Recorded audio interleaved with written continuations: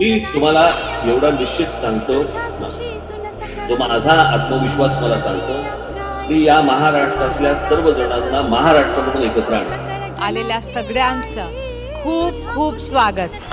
ही संस्कृतीचे नाव संपूर्ण जगात उज्ज्वल करेल. खूप आभार हे सन्मानासाठी. आणि मी हे अवॉर्ड एक असं दिग्दर्शकाला देते आहे. ती मला माहीत नाही आहे, किंतु मी शिकतो मराठी. मला मराठी माहीत आहे. मी महाराष्ट्राची मुलगी आहे. मला मराठी आलं तर तुम्हाला बरं वाटतं, सर्वांना बरं वाटतं ना. तर माझं कर्मभूमीमध्ये राहून मी मराठी नाही बोललो तर दुसऱ्यांना त्रास नाही व्हायला पाहिजे, मला त्रास व्हायला. आता माझी बिल्डिंग होती गिरगावात, त्या चाळीत राहायचो मी. सगळी आठवण माझी त्या बिल्डिंगची, कुठे काय करायचो आणि कुठे काय लपायचो आणि काय हरकत करायचो.